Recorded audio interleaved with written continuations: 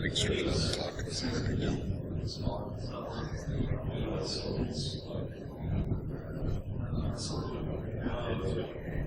Sorry, waiting for his wife.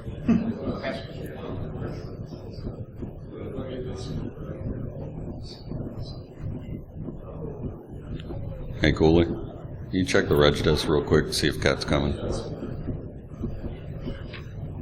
Thank you. Any check. Check. Ah, there we go. Okay, now I'm on. Hooray! Anyone come out to Derby last night? All right. You guys have fun? Good to hear. That's this guy's house. Thank you. Thank you. Thank you. You're welcome.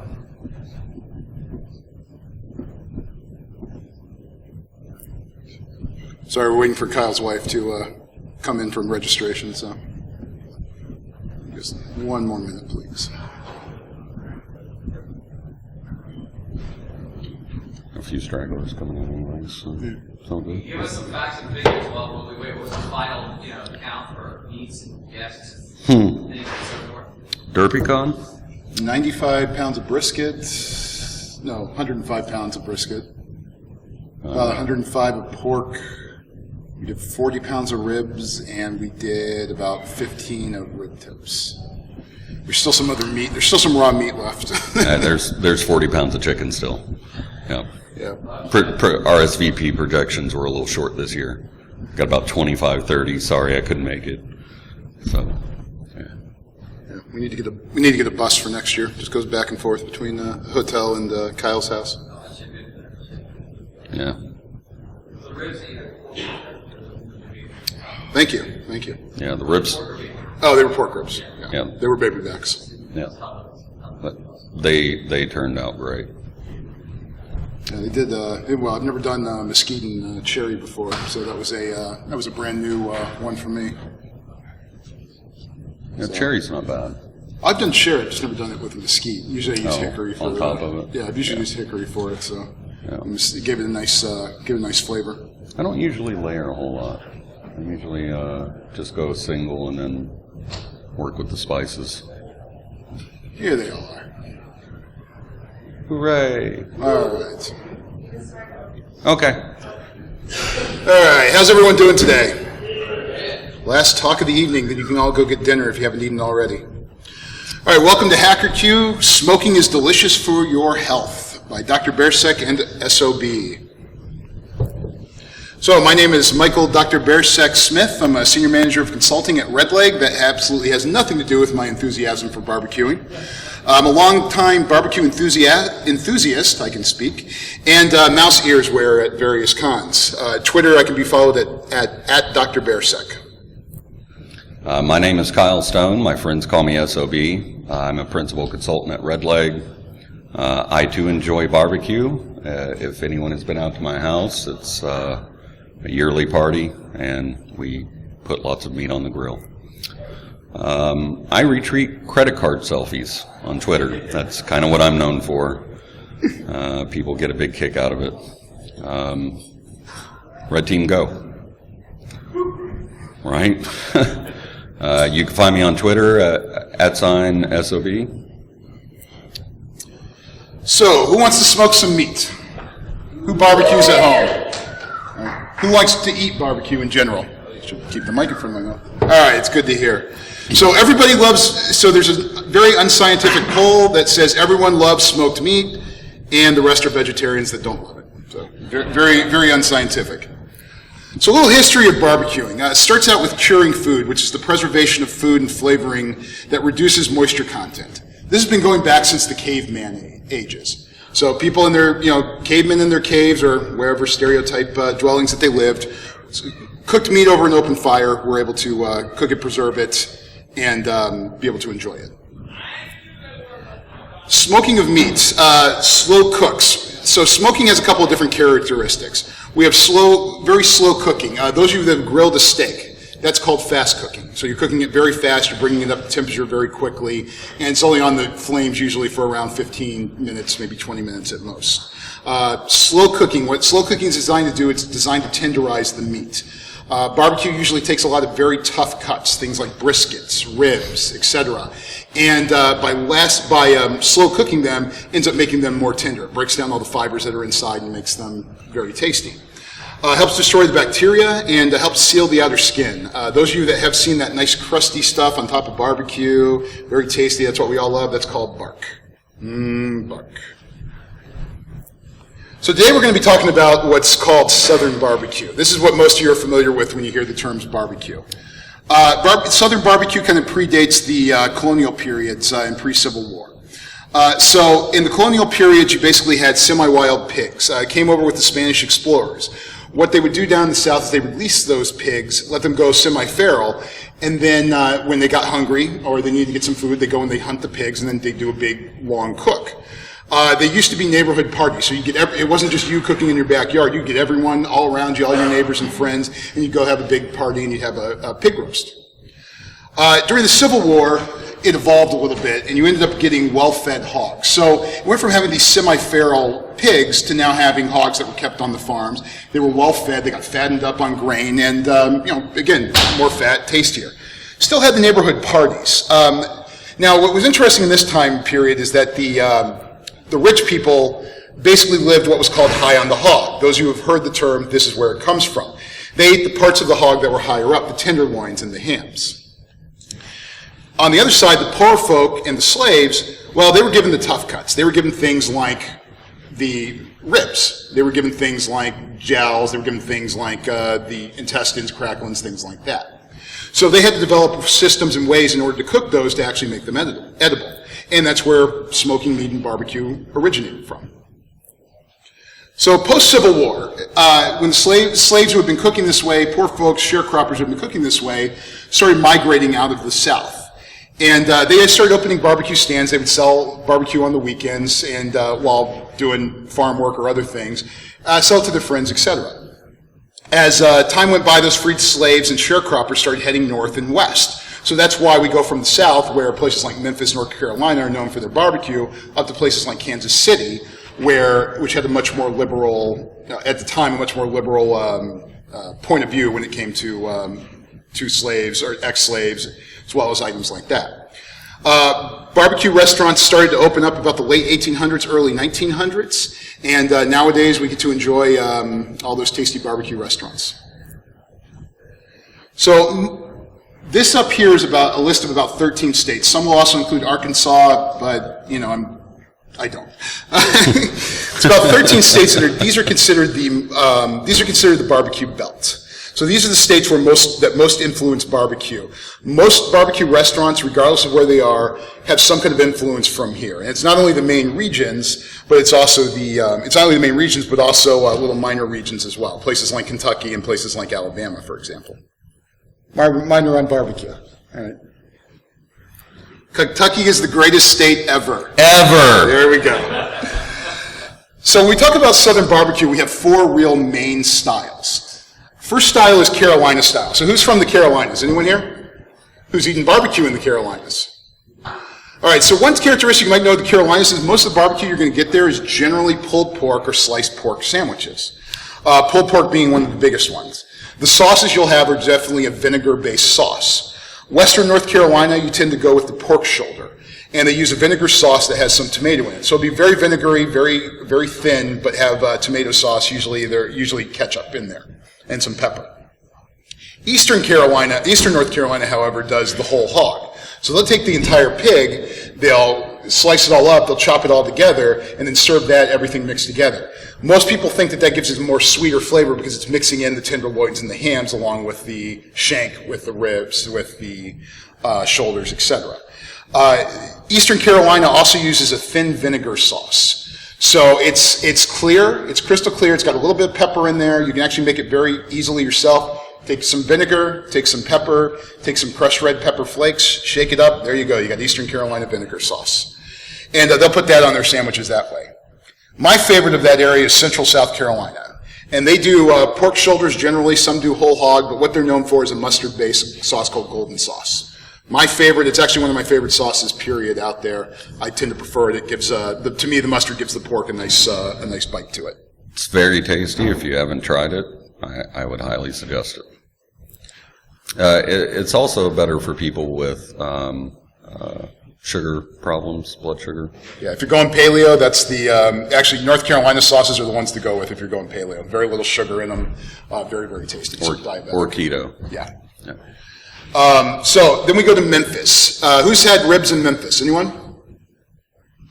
Good stuff. I love going to Memphis, one of my favorite cities for barbecue. So Memphis is known for wet and dry ribs and chopped pork. Wet ribs are basically ribs that are served with the sauce on them, been basted. Most of you are probably familiar with wet ribs outside of that area. That's what you usually get when you go to most restaurants. Dry ribs, however, are kind of the traditional, or the more unique thing to Memphis. So what happens with dry ribs is they get the rack of ribs out, they take a little bit of vinegar, they put it on there, then they take the rub and they put it on the rub and serve it that way. You can add sauce to it if you want to, but usually, it tastes great without the sauce there. Those of you who have ever been to the Rendezvous in Memphis, that's a good example of dry ribs. They're the ones that are usually recognized as the founders of dry ribs. And then chopped pork. So chopping up pork, they basically use pork on everything in Memphis. Pork stuff like sandwiches, but then some unique things. One of my favorite is that picture on the next to the ribs, which is spaghetti. So it's barbecue spaghetti that has pork. They use the spaghetti noodles, the pork on top, and they use barbecue sauce on there. Interstate Barbecue, fantastic place. Texas is all about the beef. Love Texas barbecue, Central Texas barbecue. Most of Texas, the barbecue styles, there's about 5 different distinct styles. 4 of them are very similar to the other areas. The unique one is Central Texas. Central Texas is places like Austin, Lubbock, Kreutz Market, Salt Lick, Rudy's, Franklin Barbecue, places like that. They serve them very meat market style. So generally, while there are places that'll serve them as platters, what usually in Central Texas you'll come across is you order it by the pound. Take a quarter pound, they'll take a half pound, they'll take a full pound. If you're Parker, you'll take 4 pounds, and you'll enjoy it.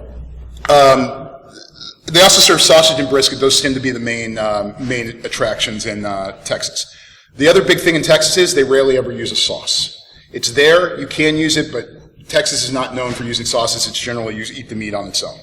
And to me, again, that's the way to go. Oops. And finally, Kansas City. Anyone eating barbecue in Kansas City? All right, a lot of good barbecue fans here. Kansas City, we have the sweet and spicy sauce. They cook most of the meats in there. Reason why is Kansas City was a very popular place for meat markets. So you had all kinds of meats going through there. Cow, pork, chicken, lamb, etc. went through there, and they cooked everything. Burnt ends are one of the big things known for Kansas City. Those are the crusty bits. They're kind of burnt out on the end of brisket. They chopped them up. They used to chop them off and give them away to the customers, and then they realized, wow, these are really good. We can sell these, and now they sell for big, big bucks there. Sometimes bigger than some of the other ones. And then other regional styles, we have Alabama white sauce. Alabama white sauce. Anyone ever been to Big Bob Gibson's in Alabama? All right, so Big Bob Gibson basically does pulled chicken. And what they do at Gibson's, what the legend has it is, there was a customer who came in that didn't like tomatoes. So he asked Bob to whip up a sauce for him since he hated tomatoes. So Bob took mayonnaise and made a barbecue sauce out of the mayo. And it goes on the chicken, and if you're from Alabama, ask someone from Alabama and you just ask them about white barbecue sauce, their eyes will light up if they're a barbecue fan, and that's what they eat. That to them is barbecue. It's really good if you have it. I highly recommend it. Kentucky. So Kentucky has Western Kentucky, correct on the button? So Western Kentucky, a place called Black's is the one really famous for it, does mutton. So they'll cook and smoke mutton, and then they have a special sauce that goes on that. I haven't had the privilege of having that. Have you had some? No. Nope. Never made it out there. Have to make it out there someday, but I've heard very, very good things. Southern California. So Southern California, who's ever had tri-tip before? All right. So in tri-tip is kind of a Southern Carolina, usually San Diego area. That's what really made it popular. They serve on what are called Santa Maria grills. And what a Santa Maria grill is basically it's a live fire that has cages around almost a grate, and you roll the grate up and down using a handle. That's a Santa Maria grill. So what they do is they cook the tri-tip, they smoke it over there for a few hours, usually about an hour and a half to 2 hours. And then traditionally slice it up and it's served as a sandwich on garlic bread, but you can do it in multiple ways. fantastic. Really, actually tastes fantastic the next day as well. One of the barbecue meats I think tastes just as good the next day as it does fresh off the grill. So I highly recommend that. Those of you who've been to Hawaii and been to a luau, so the tradition of putting the pig in the pit, putting the coals in the stomach, etc., steaming, cooking the pig that way, that's a form of barbecue as well. And then St. Louis is known for spare ribs. So most of you who go to the restaurants are probably used to baby back ribs, the smaller ones. Spare ribs are generally a little tougher, but they also tend to be bigger and they tend to have much more flavor to them. So those of you who have St. Louis ribs or spare ribs, that's what we're talking about here. All right. So when it comes down to smoking meat, we talk about choosing our weapon. Choosing our weapon is talking about picking our smoker. As you can see, there's a lot of smokers out there. So me personally, the one I like to cook with is that first one on the list, the silver box. That's BBQ. That's what we call a vertical smoker. I like to cook on that. That's a log burning smoker, and we'll get to that when we talk about fuels. But that's the one I like to cook at. It does a really good job, and those of you who had the ribs last night, that's what I cooked that on. So, thank you. Next to that is the orange grill with the bull horns. That's a pellet smoker. So pellet smokers are basically designed to be set it and forget it. Those of you that just want to get into smoking, just want to cook the meats and don't really want to do kind of set it and forget it, there's nothing wrong with that. If that's what you want to do, pellet smokers are what you want to go with. Rectech's a very good company. There's a lot of good ones out there that you can use. And basically what you use little wooden pellets. They were originally done for wood-burning stoves and pellet stoves. And you use them in the smoker. You close your lid. You set a controller, which we'll show you later on, and you set it to go. And 8 to 10 hours later, or whenever your thermometer goes off, your meat's ready to go, and you're done. Very easy to use. Who has a big green egg? Anyone? Yep. So the next one is a Kamado smoker. That's what a big green egg is. Kamado smokers are Asian in influence. Very easy to smoke with, and they use what's called direct indirect cooking. Direct indirect cooking. Basically, it's still directly over the flame. However, it's so far away that it smokes it. It doesn't cook it very quickly the way that doing it on a regular grill would do it. Bullet smokers, kind of the same concept. Usually, there's a water tray in there, but shaped like a bullet. Weber Smoky Mountain. Weber Smoky Mountain? Yeah. Weber Smoky Mountains are generally one of the most well-known bullet smokers. Brinkman as well. Brinkman's another good one, too. You want to talk about the drums? The next one is known as an ugly drum smoker. Effectively, what happens is a bunch of rednecks got together and were rather low on funds and said, well, what do we have sitting around that we can make a smoker out of? And it very quickly drawed a lot of enthusiasm on the internet. And you can find several dozens of different plans to build smokers out of drums. The next one, in particular, is an offset box. So that's a rather long one. It's a pull behind. If anyone was at the party, there was one very similar to that, but it had a integrated firebox along with a PID controller maintaining the heat within it. What was very interesting about that one is it was multi-stage. So it actually had two planes with independent... Three? It was 3 planes? Yep. Yeah, 3 planes on it. With independent levels, smoke controls, and thermostat controls. It was not cheap. No. Our crazy boss got that one. Sorry, Lynn. The next one is a traditional offset. That's the one that I normally cook on. So if you've been to parties at my house previously, you've seen OK Joe that I have that's very similar in design. And those are actually usually nicknamed traditionally cheap offset smokers. And the reason why is that when they come, you buy them at the hardware store, you see them for like $150, $200. They'll do the job. The problem is that they're not sealed well. So to really make them do, you might make some decent barbecue from there. If you really want to turn it into stellar barbecue, you can actually go through there and you can go hack your barbecue, reseal it, add some modifications, and then turn what's cheap offset smoker into really, really awesome smoker that didn't cost you all that much. Right. The OK Joe that I use is about $400. The seals on it are abysmal. For about $15 to $20, you can buy proper food-grade silicone, fiberglass seals, and turn it into a really nice smoker. And if you follow what we show you later on with the custom PID, you can actually add that to the to like something like a cheap offset smoker and give yourself further control over it, almost the same level of control that you'd have with the pellet smokers. So, all right. So the next important thing when we're smoking meats is the wood. So many wood choices. Before we get to the wood, I want to talk about fuel. So wood is not necessarily fuel, it is, but it isn't. It's more about, wood is about the flavor for the most part. Fuel is generally charcoal, propane, and electric. Electric we're all familiar with. You plug it in, it gives you electricity. It's basically like an oven that gives you the ability to smoke chips as well. Propane, similar to like a propane grill at home, same concept. You just turn on the propane, gives you a very clean burning fuel. And then charcoal. Most of you are probably familiar with charcoal. Now, the interesting thing is charcoal's actually, it's all basically charcoal, most of the irritants are out of the charcoal. So the way that the actual flavor gets in the meat is when it's burned, it actually releases irritants into the air, and those irritants then get on the food, and that's what helps flavor it. Well, charcoal actually is free of a lot of those irritants. You'll get some flavor, but you're never going to get it the same that you would with just burning fresh wood. So that's why we use those mainly as fuel. So when you hear all the debates on lump charcoal, briquettes, etc., it's a preference thing. Just so if anyone's unaware, charcoal is actually carbonized wood. Yeah. You burn wood and you put it out before it's finished combusting. Some of the briquettes that you will get are manufactured largely out of coconut husks. That's auxiliary sales for them. Yeah, there's competition smokers that'll basically go, when they're asked what do they use, it's essentially whatever was on sale or whatever the free charcoal that the competition is providing. They don't care. They know it's about other things besides the charcoal. So next time someone gets in that debate with you, you can just tell them there's way more important stuff than that. You're kind of worrying too much over nothing. So some of the other woods that we use, some of the primary woods that people smoke with.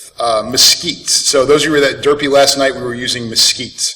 That was a big part of what we were using. Actually have one log left.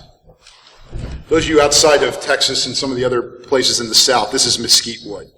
It's a pain to find up north, unfortunately. It's very expensive, which is sad because it's one of my favorite flavors when it comes to beef smoking.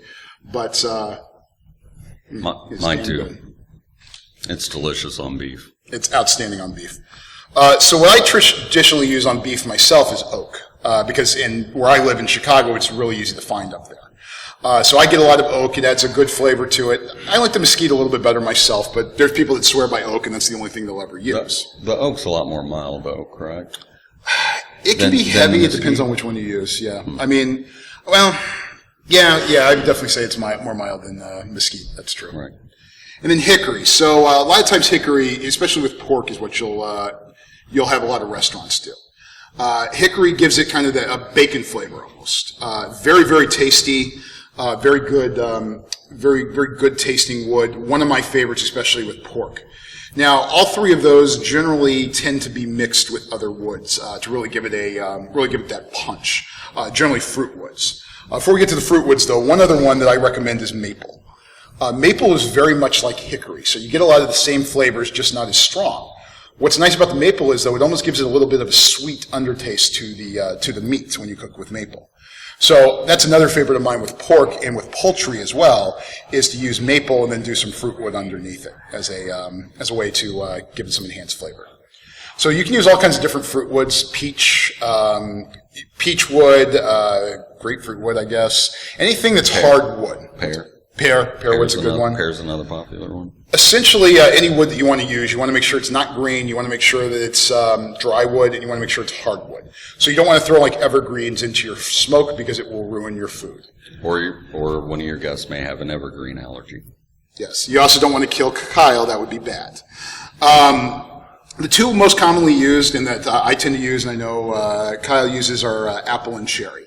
So Kyle usually uses apple. I'm a big cherry fan. I love apple on pork. It's it's delicious. It is. It's fantastic. I like the cherry a little bit better. It just gives it a sweet along with a little bit of a tart to it. And to me, the flavor is just gives a little bit more than what apple does. But again, it's all preference. You can't go wrong with using either of them, in my opinion. I don't like cherries. You liked the cherry last night, though. Yeah. So this is a list on the slide, just some other woods that you utilize, what kind of food that they're used with. Yeah, if you're interested in this, look it up. It's the Dutchman Supply Company's chart. It's published on the internet. They give the wood types, what the aromas are, what the suggested uses are, and what to expect with them. And we'll post the slides somewhere so you guys can come back to them at some point. So BBQ accessories. So now we got our meat. I'm sorry. Now we got our smoker. Now we got our wood. Now we need some accessories to cook with. A lot of different things that you can cook with, some important stuff. For instance, rub. So when we season it, when we put our meat, this is what we use on it. We use rub. There's a lot of different ways to do it, and we'll talk about that in just a little bit. But this is coffee rub here for those who aren't familiar with it. He really loves rubbing his meat. I do love rubbing my meat. Thermometers. If I can tell you the most important thing outside of the wood and the smoker to have, and the meat, obviously, it's a thermometer. Reason why is anyone that tells you, oh, cook that brisket for 12 hours and it's done? No. You're going to have usually rock hard brisket that's bad.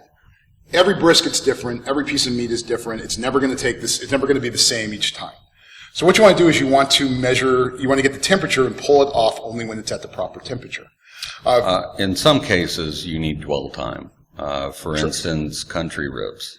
So I'll smoke those for about 3 to 4 hours. I'll probe them, pan them, fill the pan with barbecue sauce, beer to thin it out, and then wait till they hit around 180, let them dwell there for about 3 hours, and by the time they come off the pan, they're falling apart. Sure. And so thermometer important. This is an instant read thermometer. So this is the type of thermometer when you open it up, you stab it into the meat. This particular one is considered the quote-unquote Lamborghini of instant read thermometers. It's about $80, so it's not cheap. Thermopin by ThermoWorks. Yep. And gets a reading in about 2 seconds. Absolutely love it. I will never go back to not using one again. They are very well respected on the internet. Look up any of the reviews on them. People absolutely love that brand. Now, some of you are probably thinking, dear God, you're nuts for spending $80 on a thermometer. And you're right. So they also make one called a Thermopop. And Thermopops are about $20. Same great quality. They take a little longer to read, about 5 seconds. But if you're just getting into smoking, that's what I recommend. $20, you can buy them on Amazon, you buy them anywhere.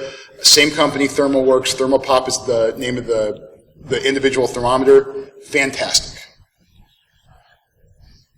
Then we have, these are remote thermometers. So these have probes on them. What you'll do with this is you'll put one of these on your grates. You also put one of these in your meat. This particular one takes up to 4, which is really nice. So if you're doing multiple pieces of meat, you can monitor multiple ones. What we were doing yesterday afternoon was we only have a limited number of probes, but as meat kept coming off, we'd plug it into the ones that were still cooking. So then that way, when one got up to temperature, I could go in, pull it off, go ahead and rest it and cool it for the event, and then essentially be able to plug that probe into the next piece of meat. What's the street price on that? This, I want to say, is about $80, and then it's an extra $20 for the other 2 probes. It comes with 2 probes. The probes are considered consumables. They will eventually wear out. Mm-hmm. Generally, it's a good idea to have an extra one on hand, until they get the Amazon drones anyways. That's a Maverick. Sobe here uses iCell. iGrill. Yep. I have an iGrill too. Absolutely love it. Again, that's another Bluetooth LE model. Batteries in those last forever and ever. I've literally had over 30 hours of cook time on 2 AA's. 40 hours, somewhere in there. This is an infrared gun. Love this thing. Basically, this gives you surface temperature. I especially love this when I'm grilling steak, because when I'm trying to sear the meat, I can get a nice high pile there, get the nice flames, and just sear it. get the good temperature and tell me, oh, hey, that's 900 degrees. Cool. Now I can sear my steak and get a nice good seal on the meat after I'm done cooking it. So some other items of importance: gloves. Always have gloves. Those of you that were around probably saw me burn my fingers multiple times, even with the gloves. But yeah, make sure you have gloves and make sure you have good ones, because you'll burn fingers and do other fun things. Just for the record, I've never burned myself and I don't own gloves. I find if you're klutzy, you'll do that. Thank you. Brush. Clean your grill. Yeah. Clean your grill, scrub it. It doesn't add flavor. Stop lying. Just scrub it off. The wood chunks, you can buy wood chunks in bags, you can buy whole logs, you can buy chips. You buy half logs, you can buy ricks. This is one a lot of people forget: baby wipes. These things are the greatest things ever. Use them for everything. Not just for eating barbecue, but for cleaning it up. Silicone brushes, so you can baste sauces on, baste olive oil on before you put down your rub, things like that.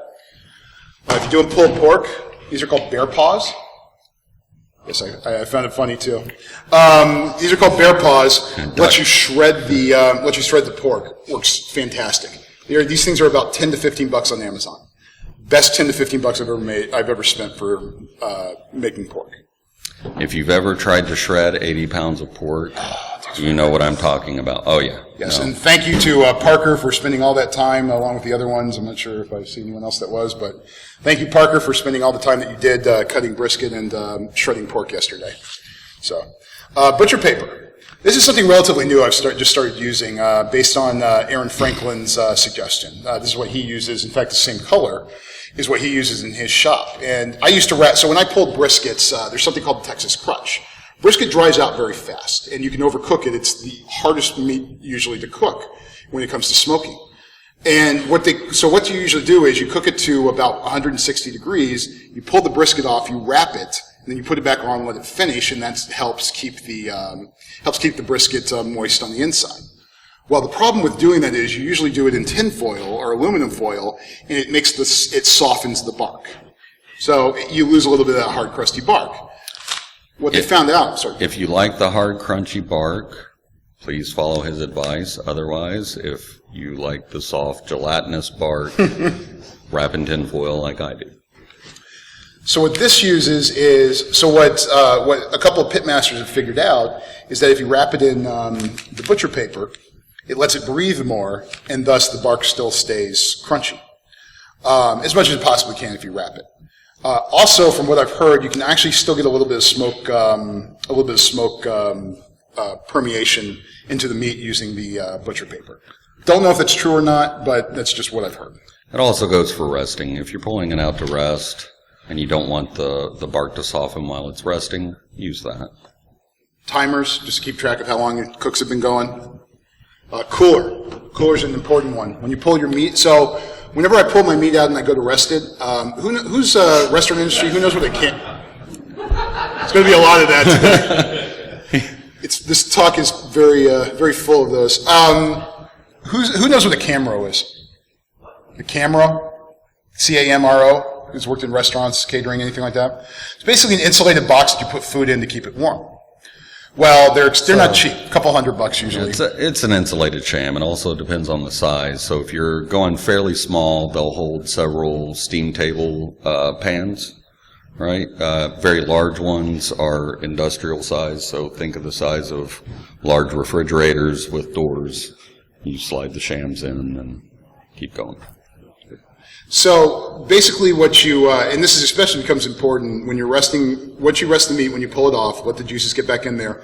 Or, let's say your cook finishes early, like what happened to us yesterday, where some of our meat was ready at 6:30 in the morning, and we had to pull it off and have it still warm for later on in the day. Well, what you do is you use a cooler, and you can create what they call a faux camera. And what you do is you put the meat in the cooler, you take towels, you put the towel down, you put the meat in the cooler, and then you stuff towels inside of it. As you put more meat in, you pull some of the towels out, and basically creates an insulated environment that still keeps the meat warm. Some of you that had the meat at about 4, that meat had literally been out of the smoker for about 12 hours and been sitting in that camera. It still was warm, still was enjoyable.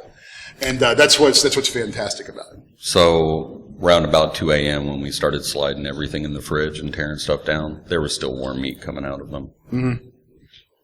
They work well. Other stuff are controllers, which I'll show you a little bit later. Knives. Get good knives. Makes your life so much easier. Good fillet knife, good slicing knife, things like that. And sharpeners. Yeah, sharpeners. Tongs and spatulas, be able to get the food off, brushes, and we talked about the other stuff. So meat in my belly. Different kinds of meats we have. Briskets, very favorite part of mine.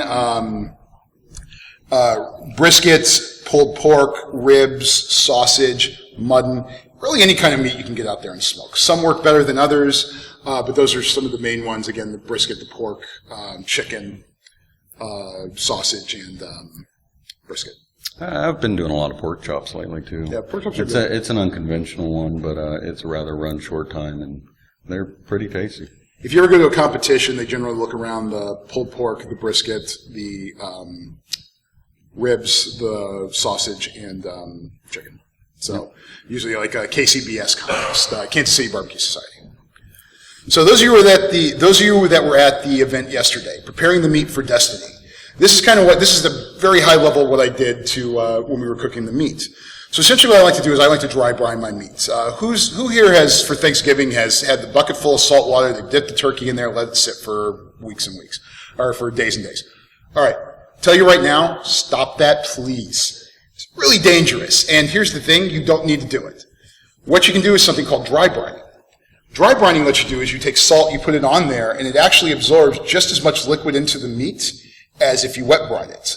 There's a great website called AmazingRibs.com. The guy has actually done scientific testing on it with food scientists and shows you exactly how much moisture comes from each one and kind of proves that dry brining is the way to go. And why should they not do it? Food, disease, things like that. Yeah, it actually increases your chances of foodborne disease. Yeah. Yeah. It's the perfect environment for salmonella and various other nasty things you don't want. I mean, the main problem is that you have to watch that. If you have a fridge at home and big enough to put it in there, okay, you can do it. But like me, I never have a fridge big enough. So when it came down to Thanksgiving, well, it's 30 degrees outside. Let's just put the bucket outside in the garage and let's just hope for the best. So, do a little sign of the cross. Hope we can go from there and no one dies on Thanksgiving. So far, no one has, but trust me, there's a couple of family members I wish that wasn't true of, but, hey. So dry brining the meat. So what we do is we usually sprinkle salt on there. I usually like to do, depending on the meat, brisket I'll do about three teaspoons. Not tablespoons, teaspoons. You will regret it if you use tablespoons. Yes, you will. Put about half on one side, half on the other. Pork shoulder, I'll do 2 teaspoons, 1 on each side, and the ribs, I'll do about a half teaspoon on each side, so a total of 1. Really, and put it in there a few hours. You can let it go. If you can, let it go overnight, because that really lets it soak in. This also works for steaks, too. Pull your steaks out about an hour ahead of time. Dry brine it, put it back in the fridge. When you come back to your steaks, you'll like to see a little moisture on the surface. That's how you know that moisture has been getting sucked in. It's all through osmosis. So what I actually start doing now is, these are commercial rubs. These have salt in it. You have to watch out when you're doing this, if you're using a commercial rub, because you don't want to oversalt your food. Kind of question. Oh, yes, sir. When I trim them down, I usually go to about I'm sorry. He asked, how much fat do we usually keep on the meats? So when you get stuff like pork shoulder, or you get stuff like brisket, it has a large fat cap on there. There's some people that keep it all on, they trim it off afterwards. To me, don't do that, for one, because it doesn't let the salt permeate into the meat. More importantly, you cut off a good part of your crust, and that's some of the best parts of your food, of your smoked meat. So I'll usually do about a 1/8 of an inch to 1/4 of an inch. I prefer more closer to the 1/8 of an inch. It gives just enough protection to me, lets some render out and enjoy in the meat, but it doesn't leave too much on there for the guests that don't want a lot of fat on there. Same with pulled pork. I'll do the same thing, about a 1/4 of an inch where I can, or 1/4 to an 1/8 of an inch where I can. Some will do more, but again, that's my personal preference. Whatever you do. I tend to go a little thicker. I'm currently doing a keto diet, and I can eat pretty much all the meat and fat that I want, so I do. I think of the other members in the household. That's where it comes out to. So If they want it different, they can go cook it. fair enough on that one too. I'll give you that one. So since we dry brine now, what I've started doing is, and now some people tell you just put rub on it from the start. And it'll absorb into the meat. That's not true. Nope. The only thing that absorbs into the meat is the salt. So if I put this coffee rub on here, the other flavors are not getting into the meat. They're staying on the surface. That's why we salt it first. So what I started doing with all my rubs, and I usually make my own rubs at home, what I usually do is I will do the salt. I won't put salt in my rubs. And right before they go on the grill, I'll put the rub on without the salt and put it on right away. Usually what I'll do is I will baste the meat with olive oil and makes it stick a little bit better. You can also use beef fat. Melted beef fat works fantastic too and really gives a good flavor. For the brining or the rubbings? For the rubbing, right before you put the rub on. Yep. So this is after the salt. So I will take it out of the fridge, have the meat sitting in front of me. I will take olive oil, I will baste the entire thing in olive oil, and then I will put my rub on top of it. You don't have to use a lot. You want to cover it, but if you want to use a lot, feel free to. It's your food, and it's especially, I only caution you to limit it when it has salt in it, just because you don't want to oversalt your food.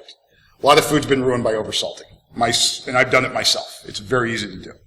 Pork, I tend to like more of a spicier and sweeter rub on there, so I like to get a little sweet in there.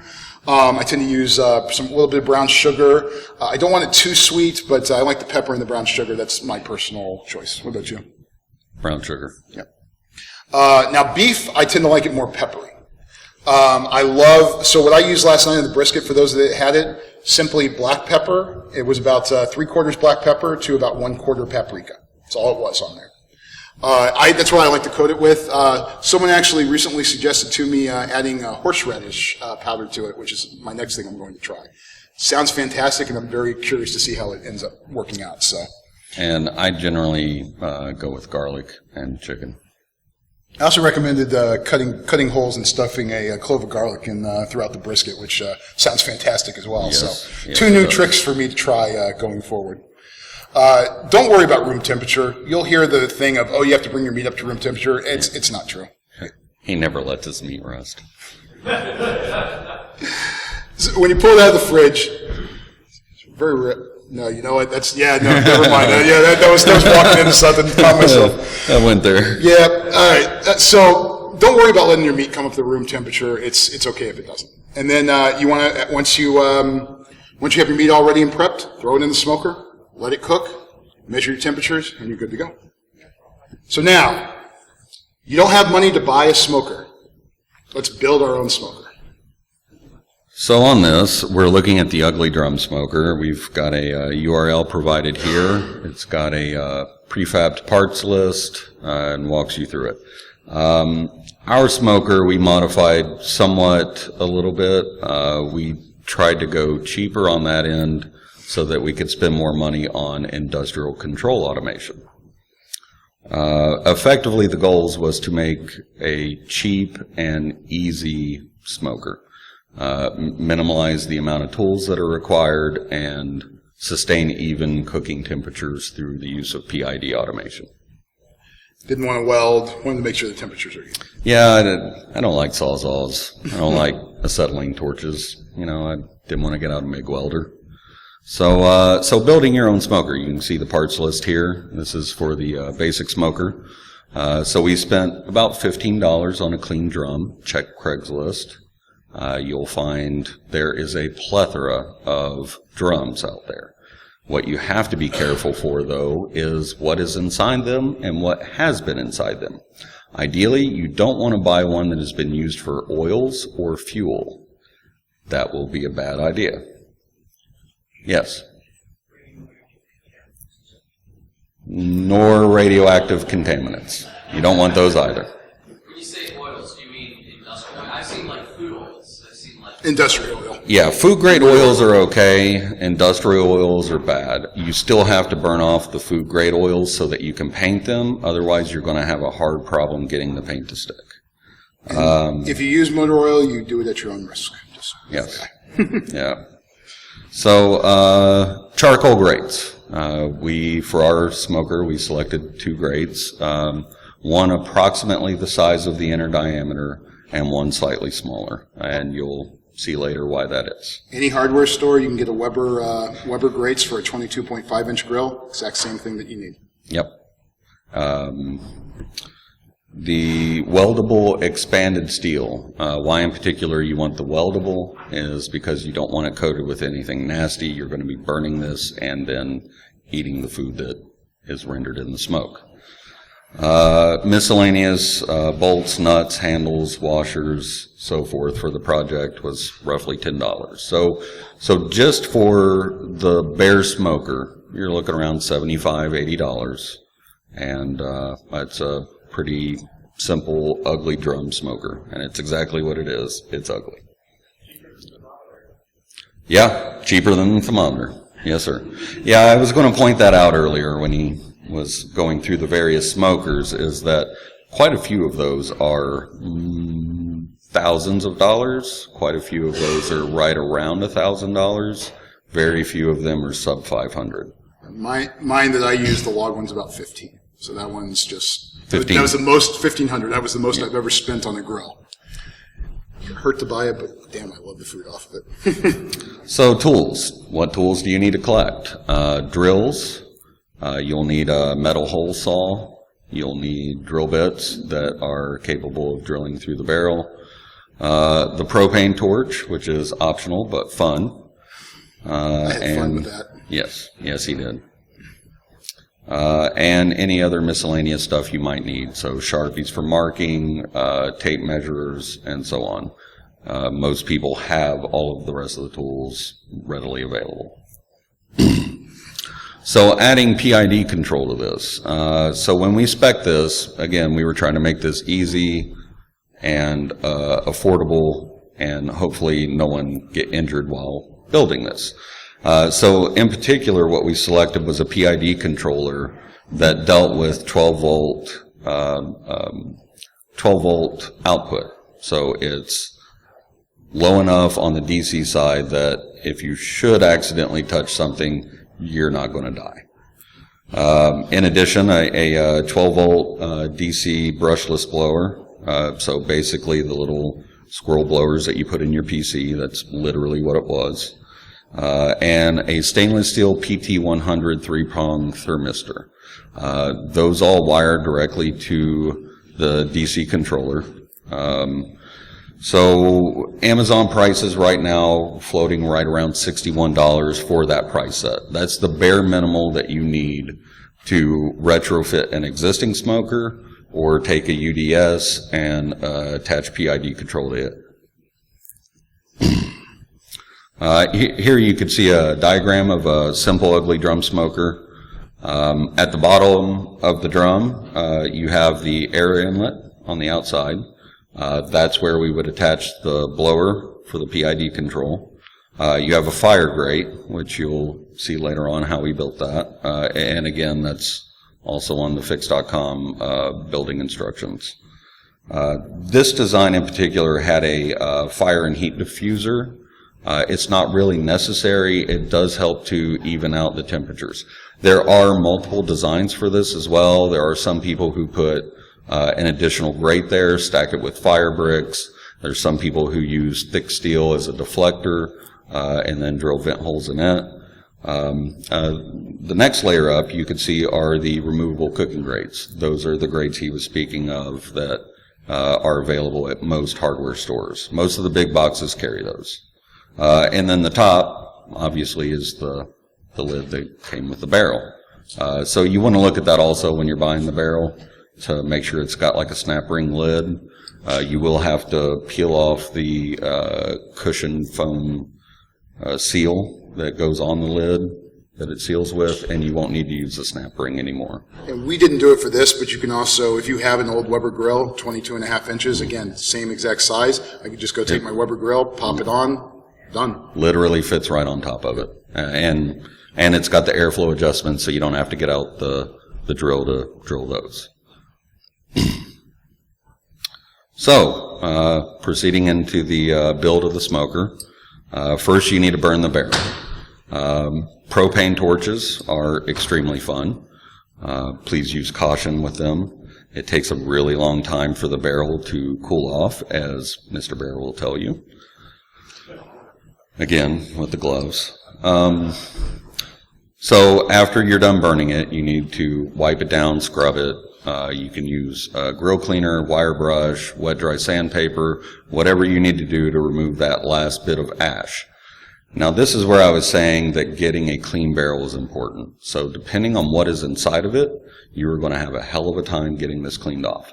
If there is rust inhibitor inside of the barrel, you are going to be sanding it, and it is going to take you a long time. Luckily, we found barrels that didn't have anything inside of them. Yes, we found barrels who had food service stuff in them and were stored in plastic liners. So you go find the ones that didn't have a leaky liner, and they're pristine clean on the inside. Charge us a nice upcharge of an extra $5 for those. $5. Well worth it.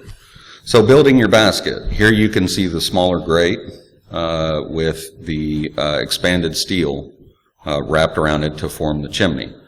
So using the grate gets the chimney up off the bottom of the smoker and allows the PID, or the DC brushless fan, driven by the PID, to control the amount of airflow that is being fed to the chimney so that the chimney burns appropriately, and you can easily adjust the heat dependent on the air.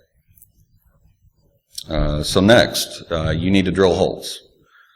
You need egress holes at the top for the smoke to vacate the barrel. You need holes around the barrel appropriately so that you can put the inserts in and have something for the grill to rest on at the smoking level. Next, you need to paint your barrel, let that dry, and then add your PID controller to the bottom of the barrel. Again, see at the bottom there. After everything is dried, all your silicone is cured, everything is finished, you insert the basket at the bottom of the barrel, as seen in the diagram earlier. You light the charcoal, insert your top grills, turn the PID controller on, and you need to set the auto-tune mode. Any controller that you get nowadays has an auto-tune mode, so that you don't have to sit down with a slide rule and do advanced calculus to figure it out. What the auto-tune does is it allows the variable output from the controller to hone in on the temperature that you're aiming for. It also will self-continuously retune, so if environmental conditions change, it will then adapt to those. So if the sun comes out, if it gets cloudy, if someone opens a door, for instance, on internal control systems, they built that in so that you have a way to readjust. Typically, some of them will overshoot somewhat, but once they overshoot, they readjust, they remeasure themselves, the frame relines up, and then you're good to go again. And one thing, when you light your grill, please be careful. I had a neighbor that almost burned his house down because he tried to use a leaf blower to get the flames going very fast and very hot. And sparks went flying everywhere and hit some stuff, and yeah, it ended up bad. His wife, I don't think, is still talking to him. So be very careful. If you're going to light it, use I tend to like using what's called a chimney starter. It's a big metal tube. Put some coals in there. You use either crumpled up newspaper or use a wax cube underneath. Light it. Gets it in there. You pour the charcoal in. It's good to go. Kyle likes to use his propane flamethrower, which yes, I do. Actually, a lot more fun, truthfully, but just be careful. And at the same time, that thing sounds like a jet turbine, and it will blow sparks just as well as the leaf blower will. So be very careful with those. Some charcoal, when you hit them with a propane torch, will pop and crack like popcorn. Watch yourself. Yeah, and use common sense when you're smoking. Don't do it inside the house. I mean, I hope none of you are this stupid, but make sure carbon monoxide will kill you. Make sure you drag it away from the house. It's not too close there in case there's sparks or it heats up. Be careful where you put it. Be careful where you use it. Don't use it on like a wood deck or anything like that unless you have like a safety pad underneath it. Things like that. Just be careful. And also to point out, as he said, to light with a charcoal chimney, That's effectively what you built in the bottom of this. Some additional UDS modification plans that I've seen include handles onto the grate so that you light it outside and then you pick it up and set it down inside of the drum. One of the ones I have actually does that. So, there you're done. Cook some meat. So you don't have to feed wood as you're going? Like, you're not processing that. So the basket is big enough on a UDS that it will run for 10 hours untouched. Ideally, the PID controller, if your temperatures are hitting and you don't have a lot of outside variables, you'll get about a 10-hour burn out of the planes that we showed. One nice thing about the ugly drum smokers is they're meant to be sealed. So they Yep. hold heat very well. They seal very well. Really well. That's why the cheap offset smokers, you actually do have to keep feeding because of the fact that they don't hold the seal very well. Better you're sealed, the better off, the more fuel you can put into. My particular one I use, you actually do have to keep feeding it, but that's just the style and design of it. Yeah, he's got a log burner, so if anyone's never saw those, look one up. They're really interesting. The box actually sets external on top of the smoking chamber, and then it's got an exhaust fan that draws the smoke down and through it. Same as a PID, you set the temperature, and it tries to maintain the temperature by drawing it through, whereas the UDS PID controller design pushes the air end. Real quick, just wanted to say some thank yous, and then we'll take some questions. So, Robert, thank you. Chris, Austin, Pepper, Thank you. Cam, thank you. my wife, and my kids. Thank Thank you for not killing me. AmazingRibs.com, again, one of my go-to sites. Absolutely love it. Fantastic site. What's great about that site is they actually take a lot of the old barbecue myths and then they debunk them all actually using real science. So for this crowd, it would be very popular. Yeah, it's actually really interesting. There's a lot of food science behind a lot of the articles that he does. And then thanks to Red Leg, who employs both of us, for giving us the time off, letting us work on this, etc. All right, thank you all very much. Any questions? Yes, sir. So you have two racks, and the temperature is the same on both racks? Temperature actually will traditionally be a little higher on the one closer to the fire. The PID will help even some of that out, but generally stuff will cook a little bit faster on that bottom rack. I'm actually looking at expanding some of the PID control as well. The next iteration that I'm looking at is hooking the PT100s directly to a Raspberry Pi, and then using the Raspberry Pi to control various fans. But in that fashion, then we can cheaply, easily, and affordably, ideally, hook up Bluetooth LE food probes as well, pull the food probes, and then be able to integrate those into the PID calculations as well. They do sell commercial controllers that do that. You were talking well in the excess of $800-900 or up. Like I said, they're not cheap. Yep. Any other questions? What is the PID measurement? Just air temperature in the middle of the two racks? Or So on this design, it was effectively, the question was what is the PID measuring? So effectively on this design, wherever you put the probe at, it's measuring the air temperature at that location. where is that? Upper grade. We had it at upper grade. I look at food grade. This is where I put my probes. Yeah. Generally, any probes that you use to measure temperature, you want to get it as close to the grade as possible. You don't want to measure off the stack. You don't want to measure top barrel. And obviously, bottom barrel's not going to do anything for Those you. you have grills at home and you have those little like dial thermometers, yeah, those are crap. They're terrible. They can be 50 to 75 degrees off. Yeah, and they're measuring at the top of the oven. Hence why you want these kind of thermometers. Way better. Yeah. Any other questions? Sir? For the pellet grids, can you get all the different kinds of grids that are, do they sell that in like pellet? Most of them, yes. Yes. And they're marketed specifically to the smoking industry, so you'll find that those are far more expensive than the standards that they use for heating. Yeah. But, it's a trade-off. The ease of use trades off for, a little more expensive. Generally, if you're going to order a rick of wood and you're actually running logs, you'll find that the markup between smoking woods and burning woods are not a lot. If you call around, especially off-season, and you find someone who has wood that they're trying to get rid of and it has been stored properly, you can usually get those for a pretty good price because they're not selling a whole lot of wood at the time.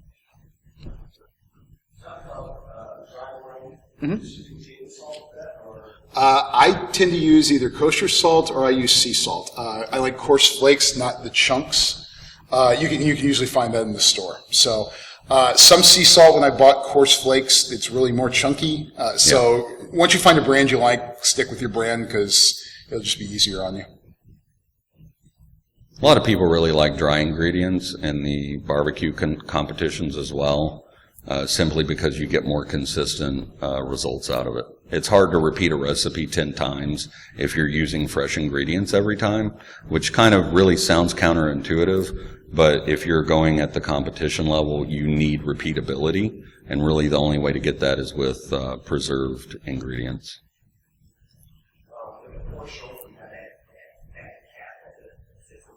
Mm-hmm.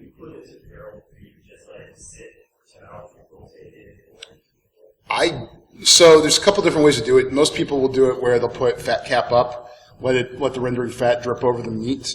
Another way of doing it, and you sacrifice some of your bark, so this is the negative on it, is you can start it out fat cap down, and then about halfway through, you flip it you have a drip pan underneath, you flip it fat cap up, and you put it into the drip pan, and it soaks up some of the fat there, kind of does a additional basting thing. I don't think it's necessary, especially with... Additionally, I've heard of people pulling that off, letting it cool somewhat, putting it back into injectors, and then re-injecting it back into the meat. That sounds good. Yeah. I've not done that. It's, honestly, to me, I've done it a couple times the second way I've told you.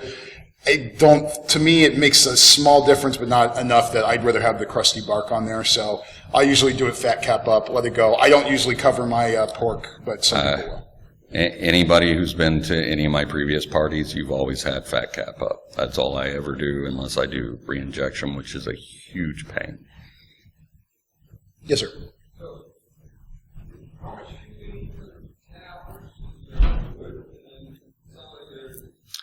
So that particular design, they recommend intermixing briquettes or lump with layers of wood. Usually chunks in that one. And then lighting it from one side to the other closest to the inlet so that it burns across. Some people swear that burning bottom up works better. Some people swear burning bottom down works better. I've not really seen any difference in them unless you have an extremely leaky smoker that you were trying to conserve fuel on. Ideally, you do all of your adjustment for temperature at the bottom grate. In this particular design that we were showing, that's all controlled by the PID. If nobody picked that up, so the output of the PID controller is variable. It's not a static on and off like a relay. It'll send pulses and then speed the pulses up and then slow them down based on the temperature difference that it's trying to achieve so that it's less likely to overshoot. And so I think we're going to end questions there just because I think people want to go get dinner, and it looks like people have been working hard all day, definitely want to get out of here. So if you all have any other questions, please feel free to hit us up on Twitter. Find us on Happy to Twitter. answer it any time. Or come find us later on. I'm always willing to talk about it. Thank you. Thanks, guys. Appreciate it. Thank you. Everybody have a great con. Yeah, we're good. I killed those fucking germs. Shit. Wait, can I get a couple? Oh, wait, you drank them all. I drank them all. Bastard. Those are actually really, really cheap.